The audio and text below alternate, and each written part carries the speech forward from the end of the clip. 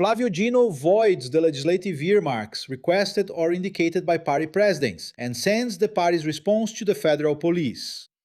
Well, you must remember, and if you don't, I'll remind you here, Valdemar da Costa Neto, president of the PL, gave an interview to Globo News. And in the interview with Globo News, he said he confessed, maybe without realizing it, that he directs earmarks. And he's not a congressman, he's just the president of Bolsonaro's party. He doesn't hold any elected office. He's not a congressman, not a senator, he's nothing. So, how was he directing earmarks? Earmarks are a prerogative of congressmen and senators. Then Dino went after it, right? He asked all the parties from the Central and other parties, and everyone denied it. No, I don't do that. I don't send it. The congressman is the one who does it. We don't mess with that. But it got bad because, here's the thing, in the searches and seizures that the federal police carried out, over there, in an advisory office of the leadership of Artur Lira, they found spreadsheets. Spreadsheets that had earmark entries from Ciro Nogueira, who is from the PP, and also amendments from the PL and from Valdemar da Costa Neto. So in fact, there were earmarks that were directed by the party president without him having the authority to do so. What did Flávio Dino do today? Today he declared that these amendments cannot be paid, they are null and void. Right? But there's a congressman's signature at the bottom. It doesn't matter, it was indicated by the party president, and the congressman only signed because some congressman has to sign. It's not really him who's requesting this money, who's allocating these funds, right? And for example, Valdemar da Costa Neto used to allocate a lot of tourism funds. For what purpose? To pay for concerts, country music shows by artists who support Bolsonarism. They shamelessly use public money to book concerts, to hire artists who support them. And he, ended up saying he did that because he talks too much and can't keep his mouth shut. And then he keeps making up these stories. Well, not making up, actually confessing these stories. And it turned out bad for him, because Flávio Dino had already frozen more than 100 million reais of Valdemar da Costa Neto's assets, and also froze 6 or 7 million more, I don't remember exactly, from Eduardo Cunha, who also isn't a congressman and was steering earmarks. What did he do? He used his daughter. His daughter is a federal congresswoman.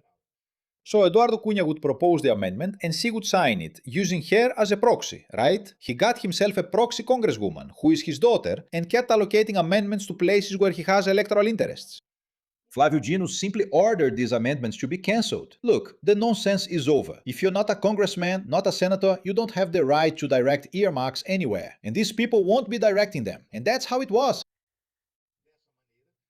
That's how it was decided by Flávio Dino. Flávio Dino, who's on a roll, my friend. Really on a roll. Just look at that. Dino authorizes the federal police to access the investigation about amendments and Bolsonaro's film. Haha. Now, Flávio Bolsonaro got caught off guard, as the old saying goes too. Why? Because before, he was very calm about this investigation, since it was only in André Mendonça's hands. Only in André Mendonça's hands, right? And then, André Mendonça, nothing leaks, nobody finds out anything, you can't even tell if the investigation is moving forward. Just so you have an idea, what did Flávio Dino do? There's another group, there's another investigation, which has nothing to do with Burcaro's money, okay? Let's make that clear. It has to do with legislative earmarks. There's an investigation, which is the one I just mentioned, into those earmarks, and Dino ordered the party leader's earmarks cut.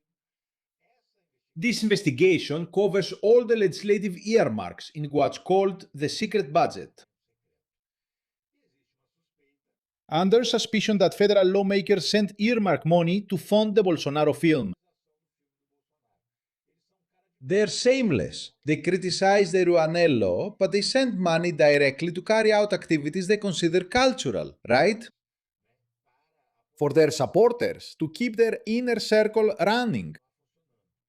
So Flávio Dino said, look, there was a civil police investigation that seized documents. The São Paulo civil police seized documents, seized computers, tablets, cell phones from the production company, from the film's producer, from Karina Gama, right? And her company, Go Up Entertainment, which is the name of the company, which is the production company that made the movie, or that is making it, right? Because the movie isn't finished yet. The movie Dark Horse. And then this material is related to a contract with the São Paulo City Hall to distribute free Wi-Fi.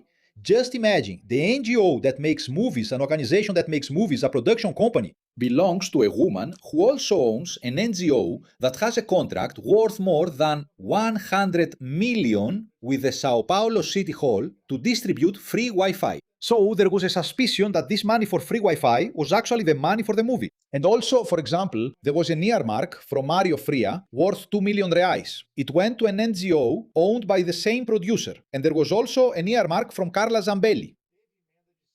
There were earmarks from at least 5 lawmakers, all of them Bolsonaro supporters, who sent money to the NGO that belongs to the producer of the movie, Dark Horse. And then the suspicion is precisely that this money wasn't for the NGO at all, but actually for the movie.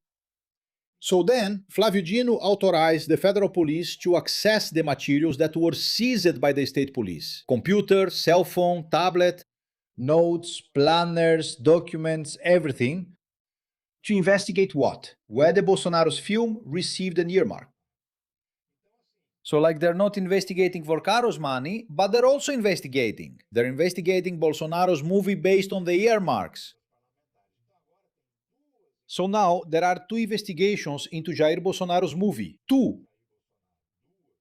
One in the hands of André Mendonça, which isn't really a reason for the guy to worry too much, and another in the hands of Flávio Dino. That one, yes, is a reason for all those people to be concerned.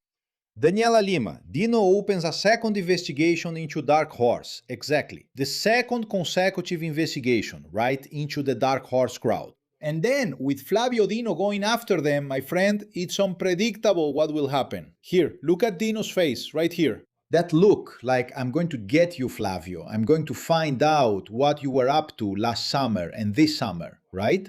That's the face Flávio Dino makes in this video here. But anyway, from now on, things have gotten a bit more difficult for Flávio Bolsonaro, right?